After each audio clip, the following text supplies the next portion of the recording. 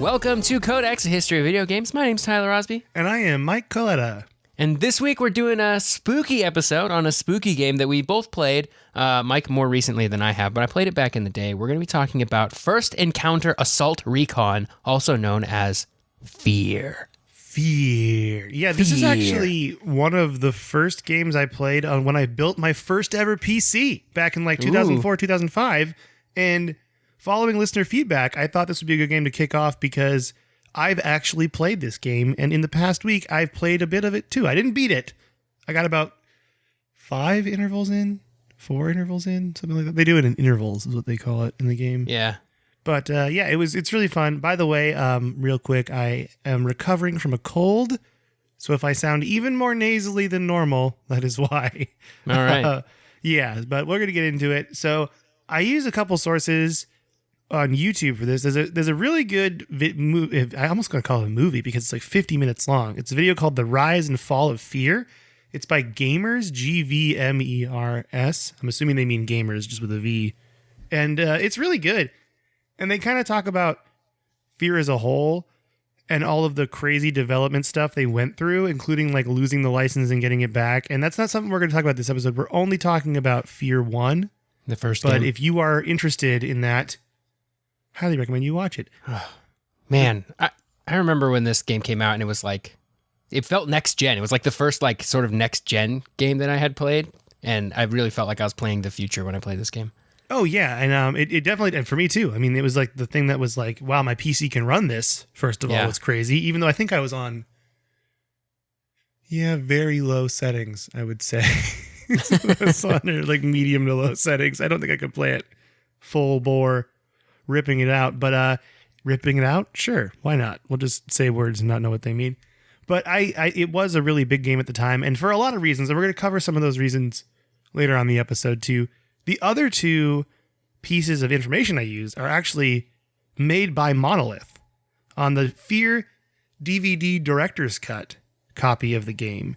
It had a director's commentary that's about 50 minutes long, and it had another documentary called The Making of F.E.A.R.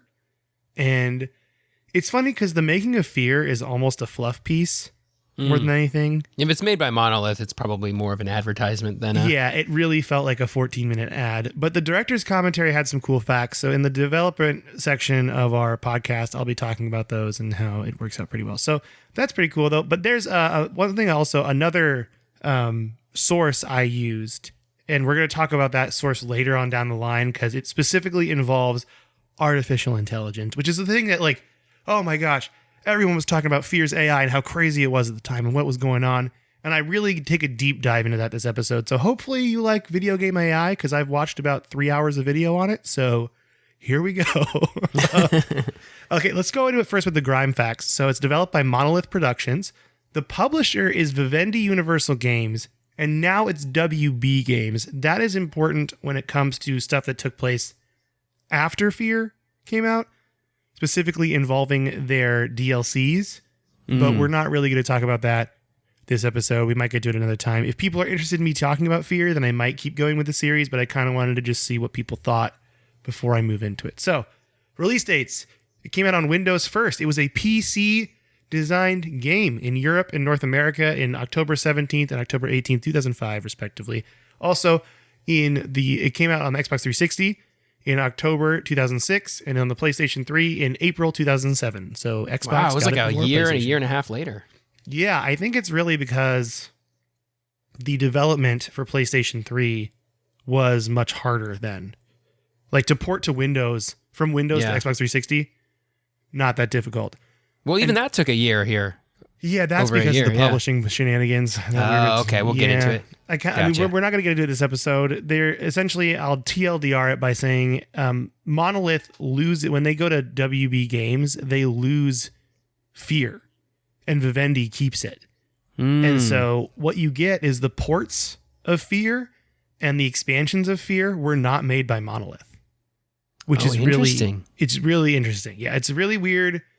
It's not something we're going to talk about because this episode would have been way too long. I feel like if we got into the development side of things like that, with like publishers and what was going on and who said what. So we kind of skipped over that. We're just going to talk about the game and what the game is and how its impact on spooky games as well as like first-person shooters because it's a pretty fun first-person shooter, honestly. Okay, systems. The best way to play this game, I think, well, is changing because I was going to say PC when I wrote these notes down and I was playing on PC. And it turns out getting this game on PC to run on your computer is a little tricky at times, depending on your setup. For me, it wasn't so bad. I definitely had to install and change some settings a bit. But for some people, you straight up have to like go in and like move files around and put new files into the game files in Steam to have it run on your computer. Otherwise, it'll drop to like 10 FPS after 5 minutes. Weird. Yeah, I wonder if it's still like that on the good old games version, because lots of times good old games, when they package up old games to resell them, they'll like include lots of fixes for them. So maybe that version in the forum I was reading, it said the GOG version of it has that problem too, and it has to do with how the game was programmed, and it also has to do with Logitech peripherals for some reason. Weird. Like, yeah, it was explained pretty well in this Steam forum I found, but it was like, this is a lot of stuff that I'm not really going to talk about too much. But just know, if you play it on PC, you might have to do some tinkering to get it to work. So I honestly kind of wish I bought the game on 360, just a cheap copy for Xbox 360, because I think that would be a fun way to play. Inexpensive. Yeah, it's probably really cheap, is my guess. So numbers of copies sold. Fun fact, I couldn't find any sales data on this game at all. Like none. I Googled and I Googled and I Googled and I couldn't find any sales data. It's really frustrating. That's weird. It was such a big game. You think they would, and it did so well, you'd think they would want to be talking about it. Yeah, I just couldn't. I couldn't even find it, and it was like, and Wikipedia like didn't really cover it either. And I was like, this is just really odd. Maybe I just missed something, but I couldn't find the sales data. I was doing this in like a fever cold dream, so hopefully these notes make sense.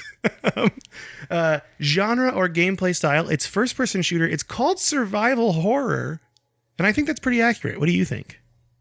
Yeah, survival horror like kind of implies that there's like sort of low resources. I don't remember how plentiful ammo is in that game, but like, is there like a feeling of like, oh, I don't have enough and I need to sort of conserve my resources? Yes and no. It's like you're gonna end up running out of the good guns ammo pretty often. Yeah. And you have to use the lesser ones. It really is. I think the survival aspect comes from like a tactics standpoint, because horror stuff doesn't really start to try to kill you until later in the game. Spoilers. It really just spooks you out the first like 5 or 6 intervals.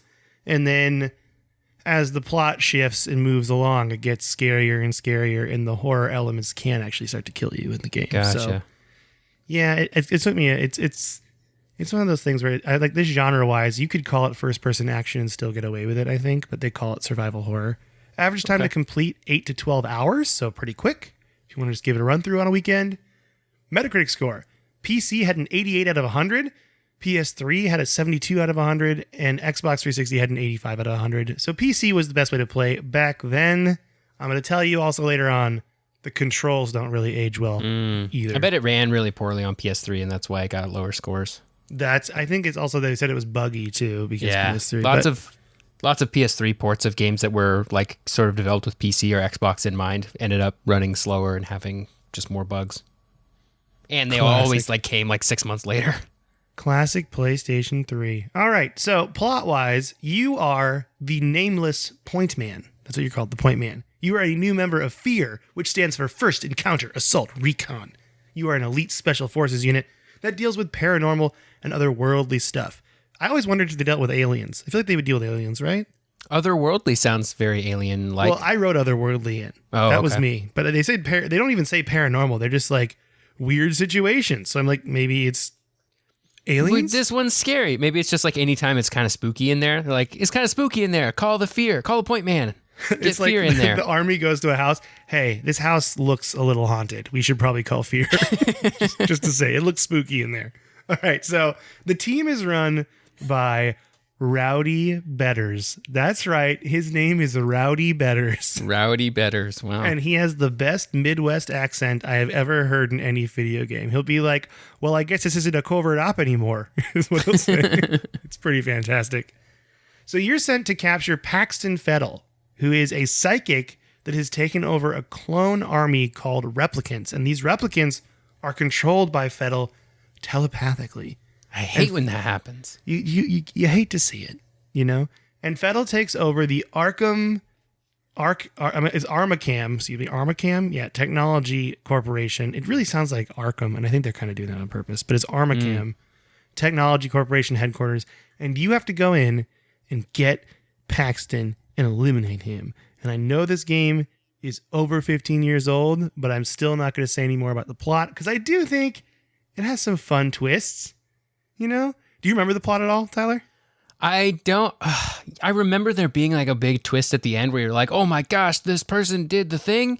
But I can't remember exactly what it is. You know what? That's a great way to describe it. You pretty much nailed what the plot is. So you're going to have a surprise in the end, but you might see it coming. Like in retrospect, I'm like, yeah, you could probably see this coming if you just listened. But it's also, I don't know if it's a good job or a bad job at confusing you and being mysterious. It's like it's mysterious, but it's almost too mysterious to the point where you're like, do they even know where they're going with this? Mm-hmm. Like that's what it felt like.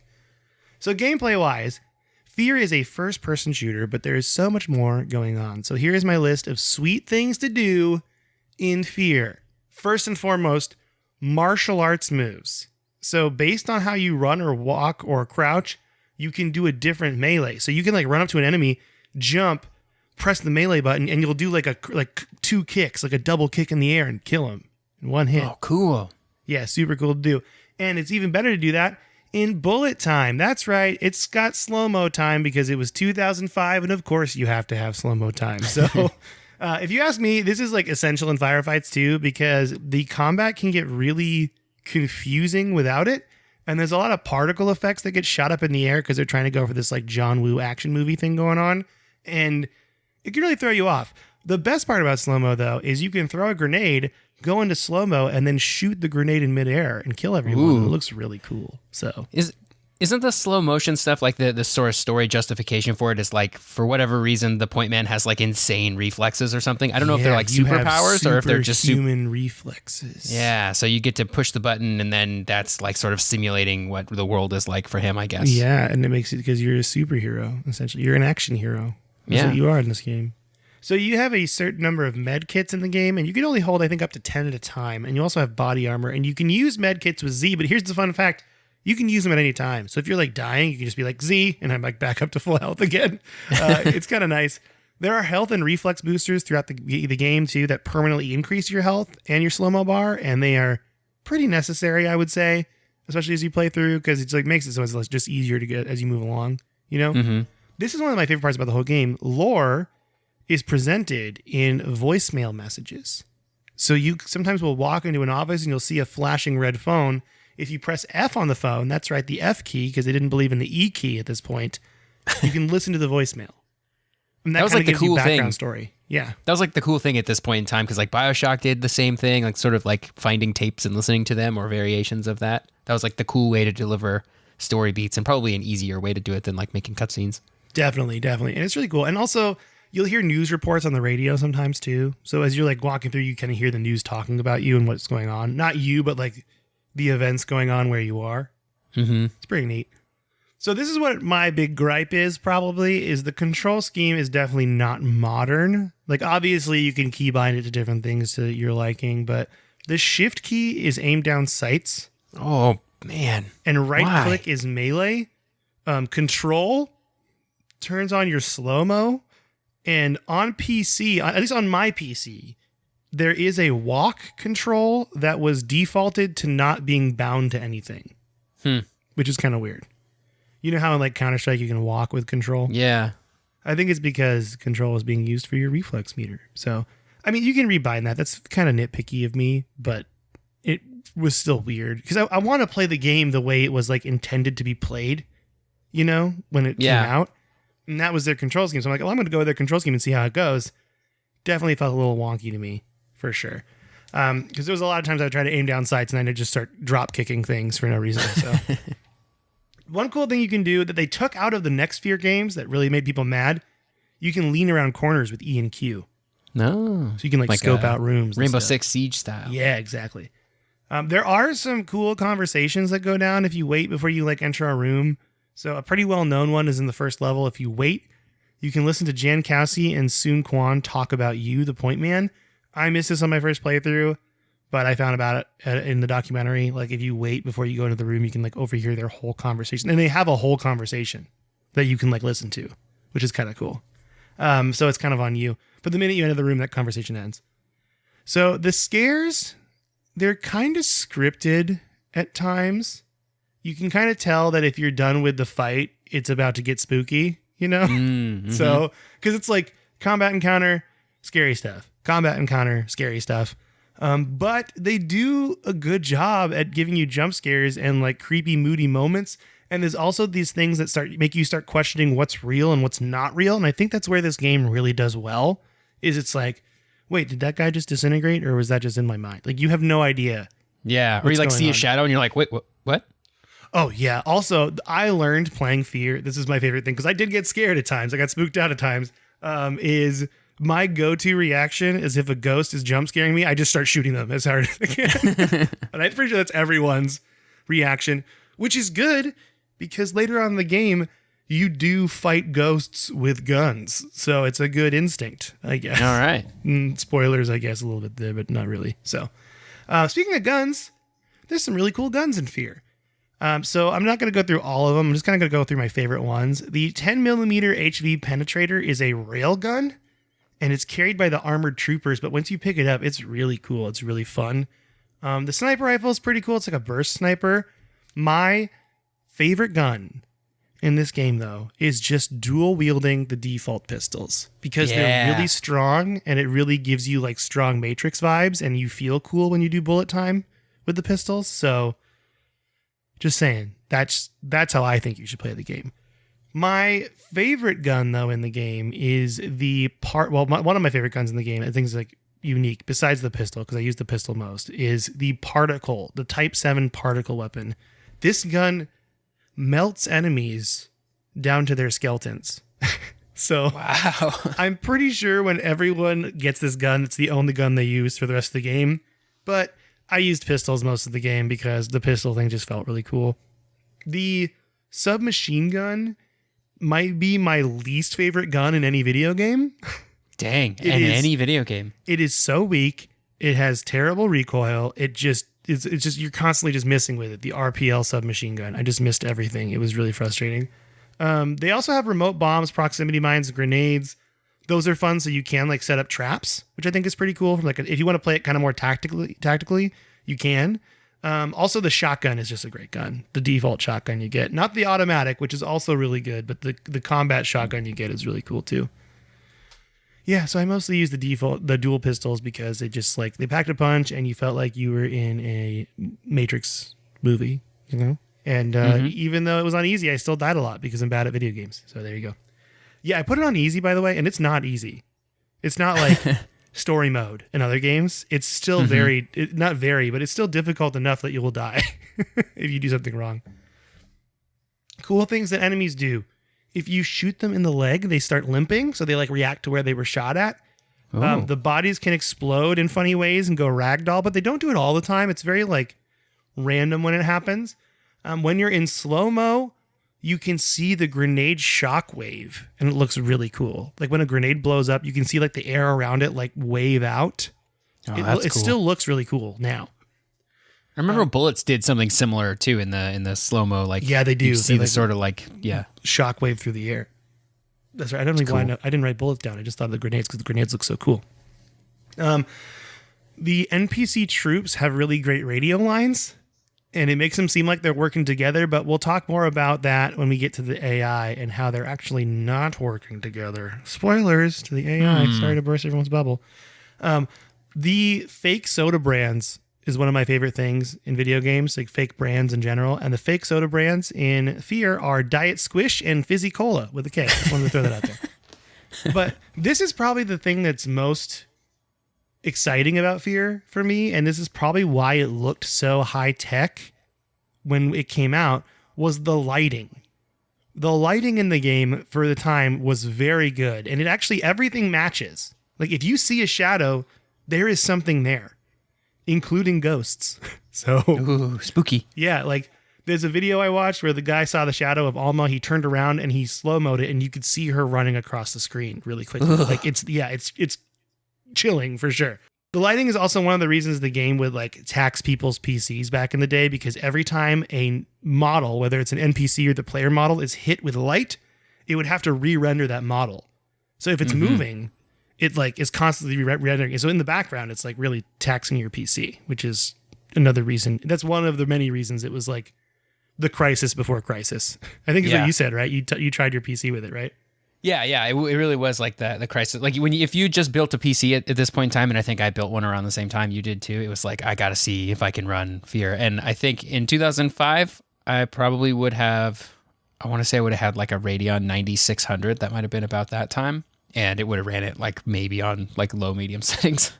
Dude, yeah. It is pretty taxing. So yeah, it's pretty cool. So let's talk about development real quick. Now that we're done with the gameplay.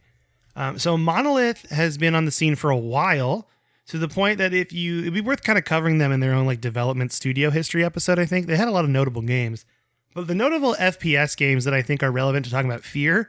are No One Lives Forever 1 and 2, and the spin-off of No One Lives Forever called Contract Jack. And these are important because the idea of F.E.A.R. came about to make a game that felt like you were an action hero in a movie. Granted, this is not a new idea by any means. Like Duke Nukem is exactly that. You know, you're an action star, right? Doom to some point too. But what Monolith did is they focused in on the genres. So No One Lives Forever and Contract Jack are important because they are like 60s spy movie games. They make you feel like you're in an old Bond movie. So F.E.A.R. is influenced by two different genres. The first genre is J-horror, Japanese horror movies, specifically Hideo Nakata's 1998 Japanese horror film, Ring. And if you didn't know, yes, the American movie The Ring is the same thing. It's just based on that. It was adapted from Ring and made The Ring. And that American version of the movie still scared me so much. Still a scary movie. Very scary. Sounds with like cheap methods like dragging metal across the floor and use of silence is a very big J-horror thing. And that's something that they put into F.E.A.R. And it really adds like a whole uneasiness to the entire game. So that's the first influence in movie genre. The second influence I mentioned before is John Woo action movies, specifically Hard Boiled, which, like a lot of John Woo movies, are a mix of martial arts and gunfights in very close quarters, which is a lot what F.E.A.R. is. F.E.A.R. doesn't take place over long distances usually. You're in like a room and there's a bunch of bad guys and you just got to take them out, you know? And this can be seen in the close-up fighting, but also there's so many particle effects in firefights. Especially in slow motion. In slow motion, it's chaos. That's why you need to use slow motion, because you can actually see the bad guys that way, because there's smoke flying and chips of dust flying in the air, and like you can actually like shoot things off of pillars, and stones and rocks will fly too. It's very, very hectic. So, and that's where it gets the John Woo influence from. Do you know? I didn't know that it was based on these two. Obviously, The Ring. No, me neither. It makes sense though. Yeah. Like I said, there are two documentaries you can watch on F.E.A.R. Both came with F.E.A.R. Director's Cut, this making of F.E.A.R. and the director commentary. Here's some facts from the director's commentary I like that I pulled from after watching the whole thing. The making of F.E.A.R. was really just a whole like very navel-gazy kind of, so we're not really going to talk about that. They're like, we wanted to make a game that was like this movie, and we did, and here's some cutscenes. Like that was what it was. So isn't our game great? It's our game. It's super great. Here it is. Okay. So there were actually two villains at first in the first F.E.A.R. game, and they combined them together to make Fettel. So it was originally Fettel, and then a character named Conrad Krieg. And from what I gathered from the director's commentary, they straight up took Conrad Krieg's body and put Fettel's head on top of it, and that became Fettel. The opening cutscene music. Oh, I didn't even talk about this. The opening cutscene is like a straight up a Hollywood movie. It's really cool. And the music in it is really, really cool. It's worth like going on YouTube and watching the cutscene because it's very cool and very well put together. How many times can I say cool? It's great.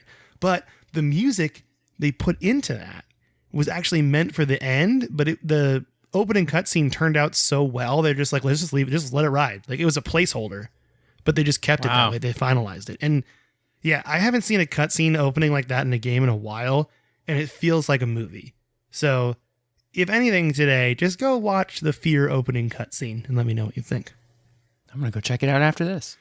The briefing scene after that cutscene of the movie intro was added later on because playtesters had no clue what was going on. And honestly, you can play this game still and have no clue what's going on It's one of my gripes with it, actually, is like, it's trying to be mysterious, but it's too mysterious. We'll get to it later. Spencer Jankowski's head, who is the other member of F.E.A.R, is modeled after a Monolith employee. And there's also numerous magazines throughout the world with people's faces on them, and those people are Monolith employees. So that's kind of cool. Oh, and I didn't write this down on here, but F.E.A.R actually originally was going to have like a team. Like you were a member of a squad, and each of the squad members would be like, there's a demolitions guy and a sniper person, like that. Oh, yeah. They cut all that out to make it less convoluted, which is funny because even after cutting all that out, people still have no idea what's going on in the game. So. It probably makes it a little bit more spooky, too, if you're a little bit more alone. Yeah, if you're alone. I agree with you. That's totally true because you got to be alone to be scared. Mm-hmm.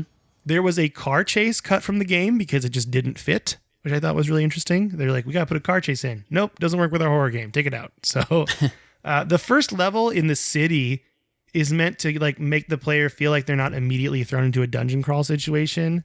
It was also one of the last levels added to the game. So originally you just start like, you go into the ATC, it's going to get scary. But they're like, nope, now you're going to start in the city. And it's kind of like an intro of your hunting Paxton Fettle. And you're in these like buildings and stuff and going through them. And creepy stuff starts to happen. But it's not nearly as bad. Honestly, I think it's the only time where the art looks a little different. That's a big criticism of this game. Every room looks the same. That's too bad. Yeah, and they even admit why it was because of budget. They just didn't have the budget to make new art for Monolith. Yeah, and like it's kind of a every bummer. room has like the same magazines and books and Same vending machines, the same cement walls, the same pipes, the same railings. Like it all looks like this industrial building, and that never really goes away until some like very specific situations. So the first level is nice because it kind of does look a little different because it was later on when they realized that. But then you kind of go into like, enjoy your gray cement room. Like that's what the rest of the game is.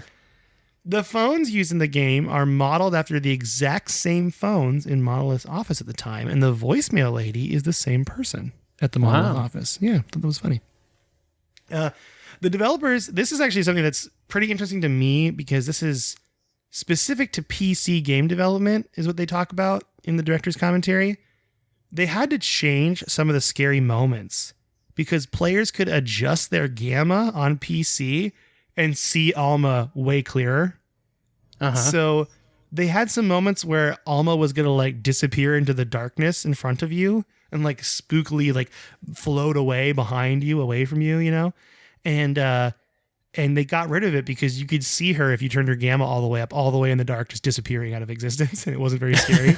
So that's why a lot of the times when you see a scary moment in the beginning of the game, especially, they're walking across hallways in front of you. Makes sense. All right.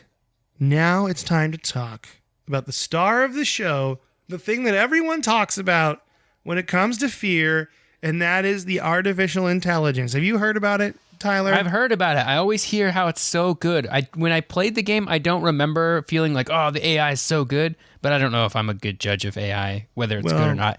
I consider myself a very novice understanding of it after watching a lot of videos on it, and all by the same person, which I'm going to plug their YouTube channel real quick.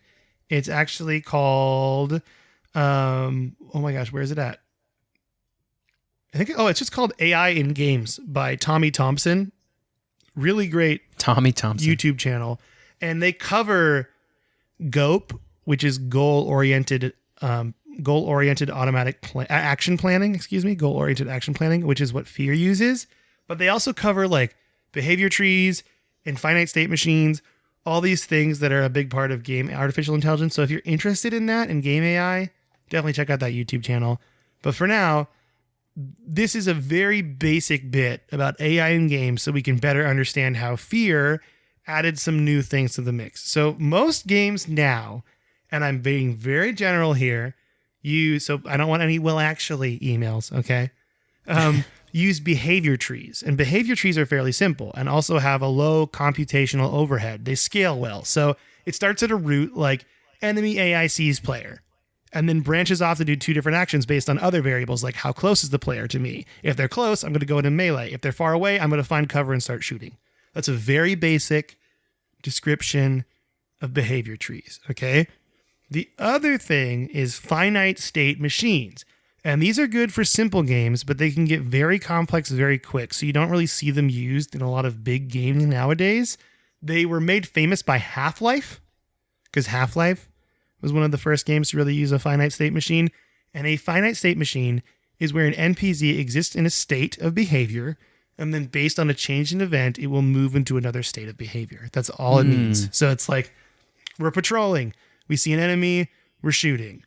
That's a very broken down basic. There's a lot more going on. So just know that. Those are the two, that's not all of them, but those are the two main AI things that were going on before F.E.A.R. So what did F.E.A.R do? Well, Jeff Orkin, who works at Monolith and was also getting his PhD from MIT Media Lab while working at F.E.A.R, designed and implemented goal-oriented action planning, or GOAP for short. GOAP uses a computer science technique called automated planning, where you look at a problem, see the facts, store those facts, and then build a plan to solve the problem. I actually wrote some stuff here that it might be a little too into the weeds, but a planning action is made up of objects, so items involved in the action, preconditions, things that must be true for the action to work, and effects, which is how the environment will change or the state will change when the action is done in the plan. Fun fact, automated planning, that AI concept, is used in a lot of things today, including the Mars and Lunar rovers. Whoa. It's pretty interesting. So That's cool. yeah, things from video games are used in real life. Well, really, it's things from real life were used in video games. But still, you get it. There's no real chicken to the egg situation in this.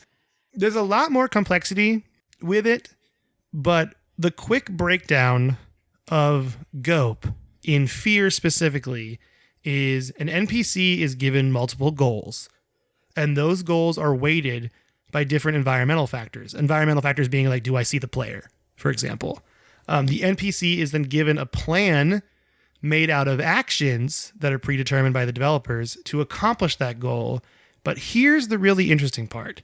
In F.E.A.R, a lot of the time when it looks like the NPCs are working together, that's not true. It's just they have the same goal and are executing the different plans in different ways. Oh, interesting. So like if you see a guy coming around to flank you and then you see one guy throwing a grenade, that's not they're working together. That's each of their separate plans. That just makes it look like they're working together. Gotcha. They just choose different plans, and because they're going for the same goal, it seems like they're working together, but there's no like actual communication happening between those there's no communication NPCs. in there. I thought that was really interesting. So if you want to know more about this, like I said, it's called GOAP in F.E.A.R, as well as a bunch of game AI stuff in general on the YouTube channel AI and Games by Tommy Thompson. Really good stuff. Breaks it down in much more detail, way better than I ever could. And I'm sure I'm getting some things wrong, but that's the very basic version of it. But now, here's my favorite fact of the episode. And it surrounds the AI in F.E.A.R. And that is from this amazing video that I just mentioned, the GOAP in F.E.A.R. There were performance issues in F.E.A.R that were found later on down the line by someone doing a paper on F.E.A.R. And it's because of the rats. So the rats in F.E.A.R in the sewers use GOAP, just like the NPCs do. They have goals and plans. And the problem is, even when the player character walks away from those rats keep planning and going throughout the level. So 20 minutes later, at the end of a level, those rats have been planning this whole time. That kind of drains your CPU performance. Oh, interesting. So the rats are actually ruining your game in a way. So I thought that was really funny. But yeah, I'm really interested in this stuff. I'm sure I'm getting some stuff wrong. If you know more about artificial intelligence in games and you want to send us an email, please do it. codexhistorypodcast@gmail.com. I just try to do the most simple, basic version of it I could that doesn't involve like computer science. So, which is hard to do. So this is all computer science, but yeah, it's great. All right. So now let's talk about the legacy of F.E.A.R. Starting with the AI, some modern games, and I use the term modern very loosely, use GOAP. Other games that have used GOAP are Condemned, Stalker 2, Just Cause 2, Deus Ex, Human Revolution, Tomb Raider, and Shadow of War. I got those from the video. But now, all the rage is something called hierarchical task network planning, or HTN, and that's used by Horizon Zero Dawn. So even though F.E.A.R like didn't make something that like has necessarily stood the test of time, they were the first to do this like automated planning in video games. That's why they're famous. Now, is it completely mind-blowing? No, because they're taking computer science concepts from the 70s and just applying them to the games. It's cool. We're happy they did it. It's fun. But I do think this game gets like, oh, the enemies know what you're thinking. And it's like, that's not exactly what's going on by any means. They're just accomplishing the same goal in different ways. Exactly. So that's I feel like in some ways I want to be like, this is a really cool thing because it is, but it also gets blown out of proportion and like generalized and hyperbolized by a lot of people. So I want to be like, yes, GOP is really cool and games use it today, but there's also games that use the newer version, which is this HTN. And there's also people that most games still use behavior trees because they are so scalable in these gigantic games. For example, Halo has always used behavior trees, and that's been like a big thing. I imagine there's a lot of like good enough in it too, you know, because it's like with those things with behavior trees, you can scale the difficulty, I'm sure, with like, well, how accurate are their shots? How much damage do they do? That kind of stuff. And it's like at a certain point, it depends on the game, I guess, but like if the point of the game is not to be like executing tactics against a really smart AI, like the developer doesn't need to put a lot of effort into making AI like good. And I say good with air quotes because as long as it's good enough, that's fine because we're just going to kill the enemies anyway, right? Yeah, exactly. And I think it's cool too, because if you want to play around with this stuff, like is it Unreal 4 or 5? What's the newest one? I think 4 is the newest you can use now. 5 is kind of on the way, I think. Okay, 4 for sure has behavioral trees in them, and you can just play around with them if you want to. Oh, cool. A lot of modern engines, Unity has like AI built into it. A lot of these have them built in now. I know like behavior trees. Another one is navigation meshes. That's a rabbit hole I went down. Like how to find, like how do all the non-player characters in Grand Theft Auto know to walk on sidewalks? That's navigation meshes, essentially. Like that whole thing is a whole nother thing that a lot of this stuff is built into these engines. So if you are interested in this kind of thing, one, there's so many YouTube videos about it, but also you can go play around in Unity and just like build them like a square and watch all these squares do things if you want to and just see how it works. I think it's pretty cool. The second thing I want to talk about legacy-wise, F.E.A.R is definitely important for first-person horror games. And we are definitely, this is my opinion, this is not history by any means, but I think a lot of what they did with the atmosphere, like how they did the sound, the silence, the lighting, like these are all things that are used in modern horror games now to like huge success. And I don't think F.E.A.R necessarily, we wouldn't have what we have without F.E.A.R. That's not true. But I think F.E.A.R definitely elevated that and showed developers what you could do in the horror genre. And it was great, you know, and at the time it was like so scary. Like it's almost funny. It's like they took the Ravenholm level from Half-Life 2 and just made a whole game out of it. Exactly. And like, oh man, I didn't even mention how like you can tell a scary moment's coming because your radio will freak out. Like you'll get that. So like that alone kind of fills you with dread when you hear that noise go off after a while. It really gets to you. But yeah, I think it's still scary. But here are my thoughts on the game. And then Tyler, you feel free to add to these thoughts afterward. While I like the game, and it has a special place in my heart since it was the first real horror game I played alone, is the keyword, alone, on the PC I built, I don't know if this game necessarily aged well. I mean, besides the whole controller point and stuff like that, there are some like really weird moments with like the story where you're just like, this doesn't really feel like it's fleshed out that much. And like I said before, it's like, how much mystery do you want to give me before I think you have no idea what's going on? You know? Yeah. I think about a lot like a homebrew Dungeons and Dragons campaign where a DM is like not going to tell you the secret because you're like, okay, are you telling me that because it's a secret? Or are you not telling me that because you don't know yet? Like, that's what I feel like is going on. And I get that vibe sometimes in F.E.A.R. And you can kind of see in the sequels how F.E.A.R kind of goes off the rails. It gets really weird. I never played 2 or 3. I know the stories pretty well because I've watched videos on them as like, before I even started this podcast, like curious where the series went. I just didn't play it anymore. And I can tell you right now, it only kind of gets worse from here. Aw. I think it would be cool to talk about those games if people like these games, but we could also just move on.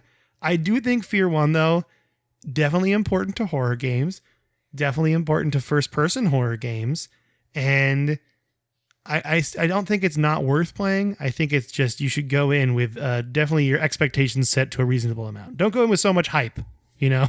There's actually someone on the Discord. Here, go ahead and give me your thoughts on it real quick while I find this.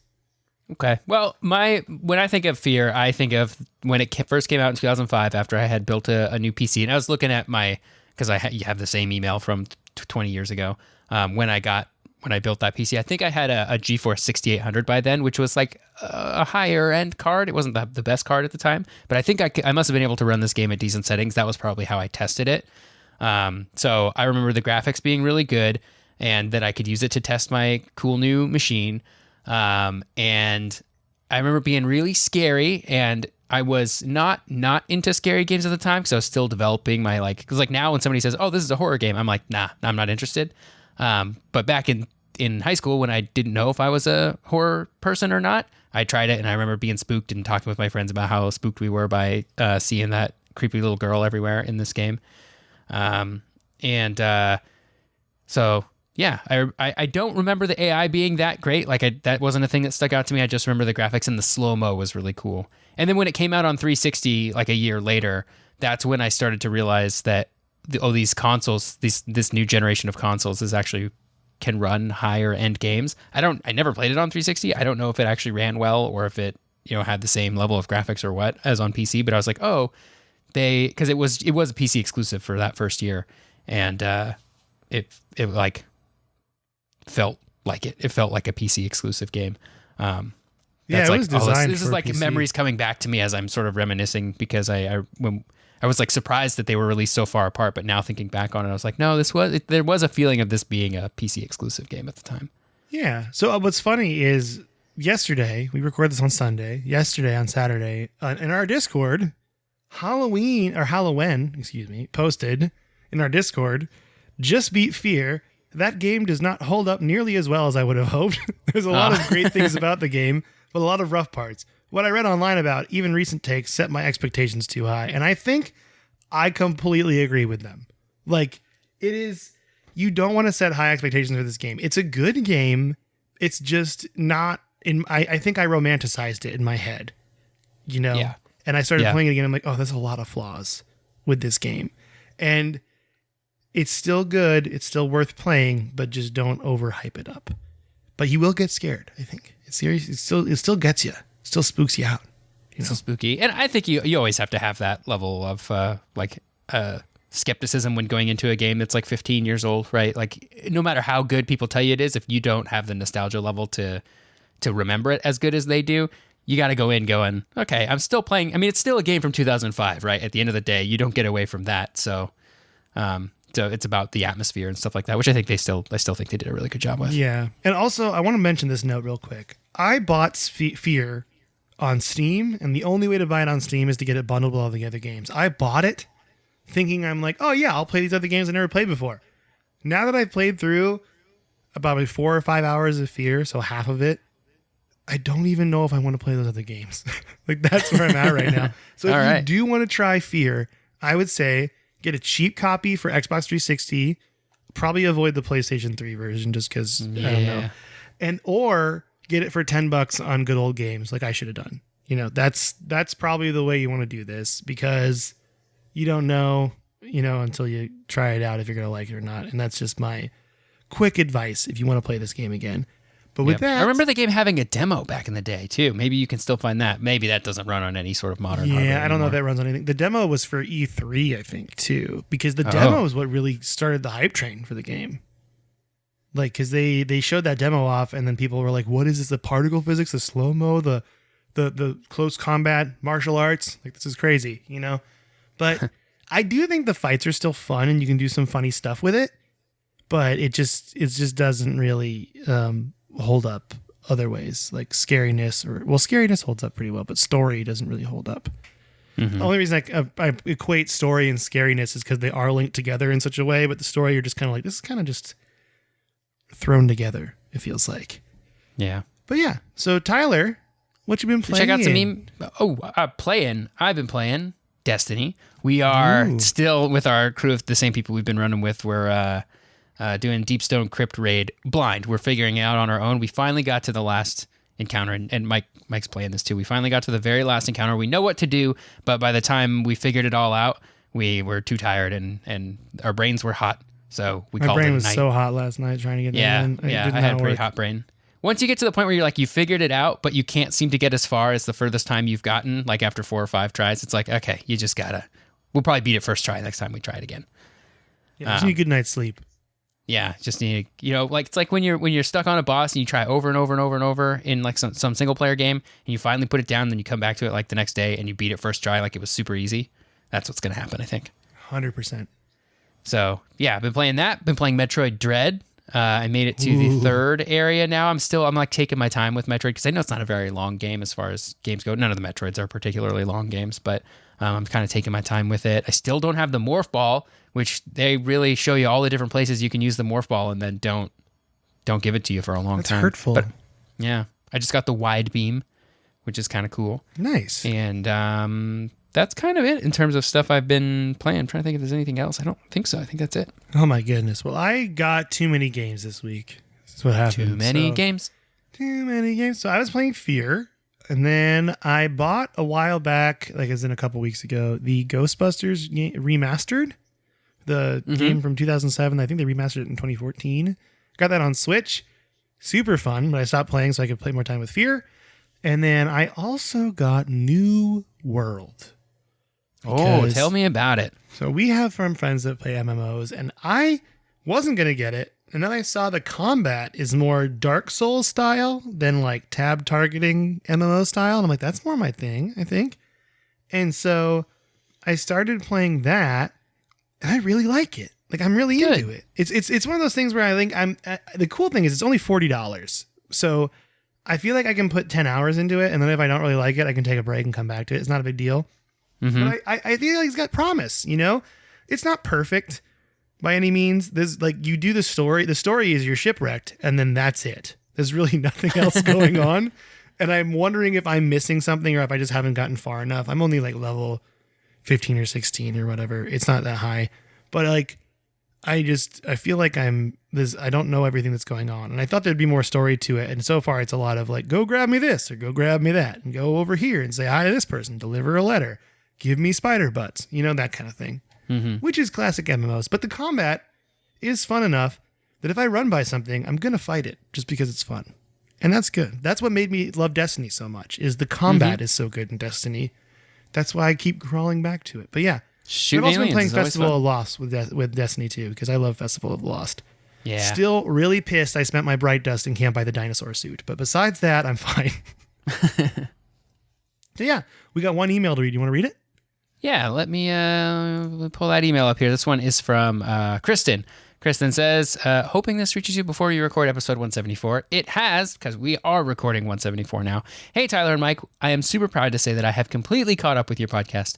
I feel like it should have been an achievement for at least 50 gamer score for catching up 173 episodes. Good job, guys. Thank you for keeping me occupied for my 10-hour workdays these past few weeks. Glad we could be helpful. I would like to say thank you for helping me rediscover my passion in gaming. I frequent my local gaming store. Shout out to Replay Games in Jefferson City, Tennessee. What up, for no Replay reason at all. Games? What up, Jefferson City? I've never been there. Never been to Tennessee. Yeah, we're doing it really well, though. Yeah, Replay Games. So she frequents Replay Games in Jefferson City for no reason at all except to look at the old games from my childhood that I miss dearly. Since you mentioned GameStop this last episode, I figured I would say if you have not taken a trip to your local GameStop in a few years and you want the same feeling of going through a haunted house, I highly recommend it. It is horrifying. I remember going to all the midnight launches, bringing in snacks and drinks for my favorite gamer employees and getting those secrets that only the staff knew after hours on Xbox Live. That's so true. I haven't seen... I think the last midnight launch I went to was with a friend in Los Angeles, and he was going to go pick up Injustice 2. Yeah. And I went with him, and it was this midnight launch, and we got there at 11. There was no one there. They just told us to come back later, and we were just walked in the store at midnight and grabbed it and left. There was no fanfare. Oh. Or what? It was dang. Very haunted housey. Totally true, Kristen. Agreed. midnight releases don't really make sense anymore because everything's digital Yeah. anyway. It's totally. It's definitely like, I don't know, long distance calls. It's like that. Yeah, that doesn't it's apply like, anymore.